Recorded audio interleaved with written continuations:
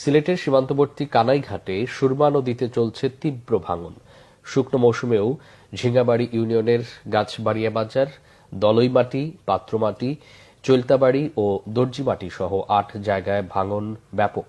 প্রতিবছরই বিলীন হচ্ছে বসতভিটা ও ফসলি জমি। একটি মাদ্রাসা বিলীনের পর ঝুঁকিতে প্রাইমারি স্কুল সহ অসংখ্য বাড়িঘর। সিলেট থেকে দীপু সিদ্দিকের তথ্য ছবিতে ডেস্ক রিপোর্ট। ভাঙছে সুরমা, নিঃস্ব হচ্ছে মানুষ। আতঙ্কে কাটছে সিলেটের কানাইঘাটে সুরমা নদীর তীরবর্তী বাসিন্দাদের। নির্ঘুম রাত তাদের। প্রতি বছরই বাড়িঘর, ফসলি জমি সবকিছু নদীগর্ভে চলে যাচ্ছে। ঝুঁকিতে স্কুল সহ নানা স্থাপনা।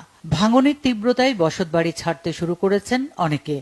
স্থবির নদী পাড়ের জীবনযাত্রা। দুশ্চিন্তায় কৃষকরাও।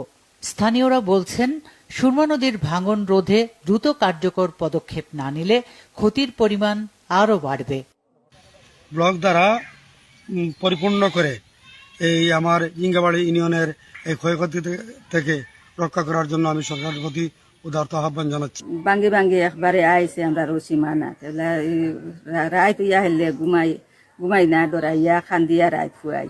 আমাদের অনেক ফসলের এবং জমির ব্যাপকভাবে আমরা ঝুঁকির মধ্যে আছি। ফাজিল ডিগ্রি মাদ্রাসা স্থানান্তরিত হয়ে শুধু হিফজখানা এখানে আছে।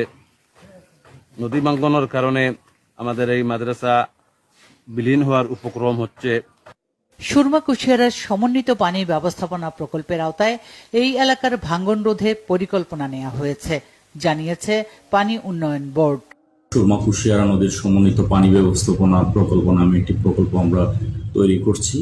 সেই প্রকল্পের আওতাধীন কানাইঘাটের সুরমা নদীর তীরে কানাইঘাটের ঝিঙ্গাবাড়ি ইউনিয়নের পাত্রমাটিতে প্রায় 1 কিলোমিটার জায়গা নদী ভাঙ্গন রোধে আমাদের প্রতিরক্ষামূলক কাজ করার পরিকল্পনা রয়েছে।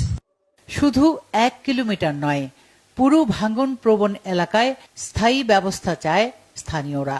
ভাঙ্গনে এরই মধ্যে বাস্তুচ্যুত হয়েছে কানাইঘাটের অনেক মানুষ। Bangla vision news desk.